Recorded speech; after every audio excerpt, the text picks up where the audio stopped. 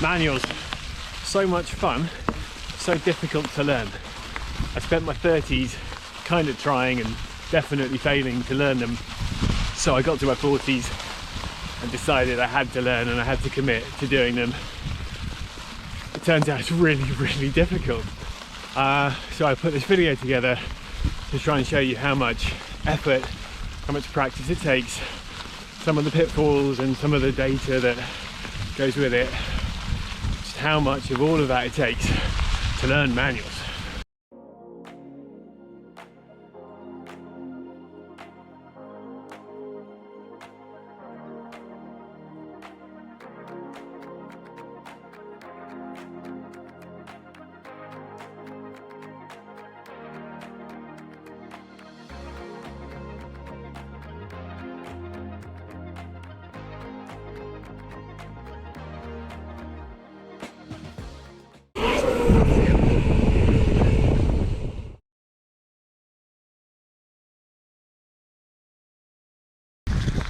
Now that you've committed, go and find some smooth tarmac to start practicing.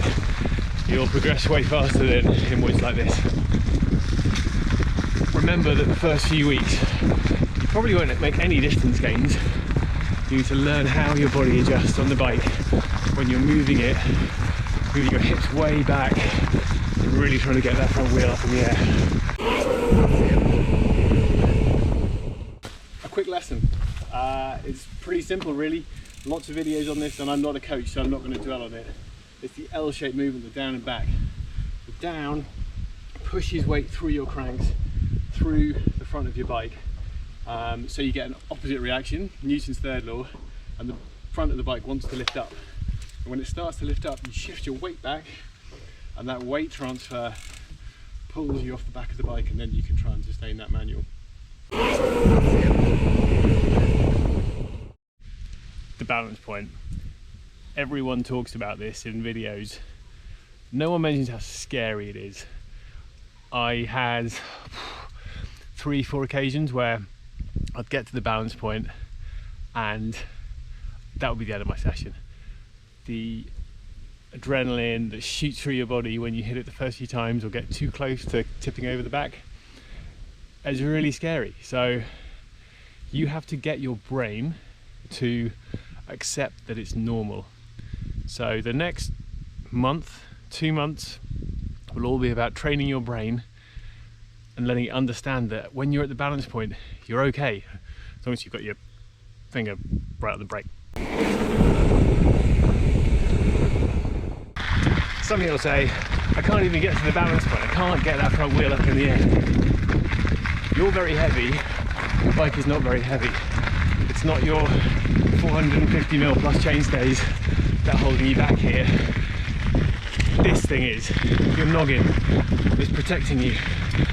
Some people say, oh, I put my hips way over behind my rear axle so that I can try and get my weight back and I can't lift the front wheel. It's because your head and your shoulders are probably leaning far forward to protect yourself. You've got a very clever brain, it's very sensible. It doesn't want you to do these things. You need to overcome that resistance and that automatic response from your brain to hunch forward and protect yourself and stand tall, strong shoulders.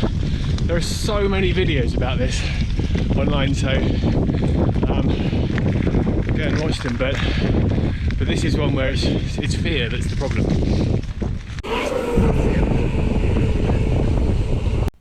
So this is VeloViewer, which imports Strava data, and so these are all my rides on this bike, and the sub 10 ones are manuals. You can see that I'm kind of having a go every now and then in the summer before I committed, but there aren't very many efforts at all.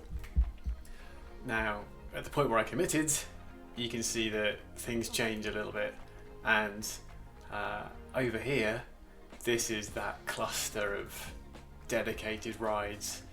And the following year as well, where I really made an effort to learn manuals, and it worked.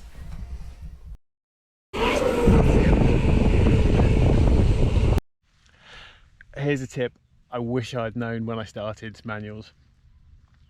I ride clips and flats, and when I ride flats, I'm defensive because I'm probably doing silly stuff like jumping around, And I've always put my my foot right over the axle, so the mid part of my foot, like that. Now, that only gets you so far in manuals, and it's quite a nice safe position to be in, but shift it right back down to there, so that the ball of your foot is over the axle. This can seem quite scary at first, but look at all the pros. Everyone that's doing this stuff is riding with that position, and the reason is it allows you to do this. I can sink my heels down here, way down now, whereas I can't really do that when it's in the mid position. When it's here, I can pick the bike back up, and that's a big problem later on. We'll talk about this later, but get this done now. It will really help when you want to really extend those manuals. The best way to see progress is through data, and this is a graph of distance up the side, distance travelled in the manual, and time at the bottom. And it's quite interesting to see that the first 2 months resulted in pretty much no distance gain at all.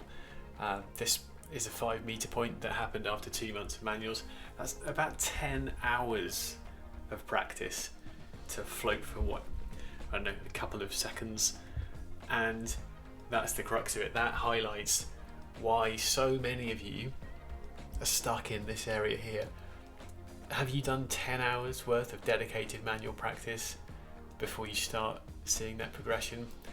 That's what you've got to battle through to then start floating and having the most awesome time on a bike.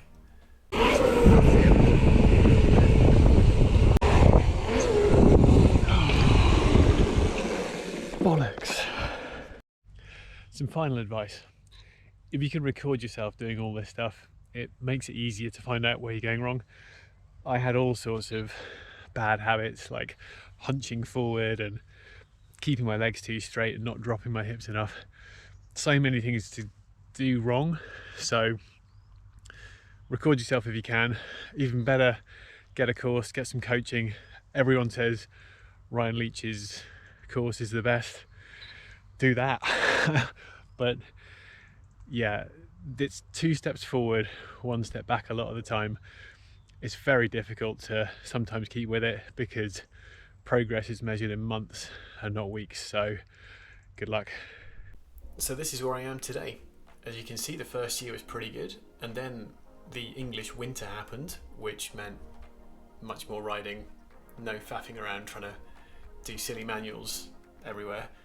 And when the spring came and I started up again, you can see that muscle memory works. There's 20 meter manuals straight out of the gate, and progression was fast. I had a big old crash here, so that didn't help things, but that progression just kept going and kept going. So the crux of it right back here is that dedication to just getting that front wheel properly off the floor.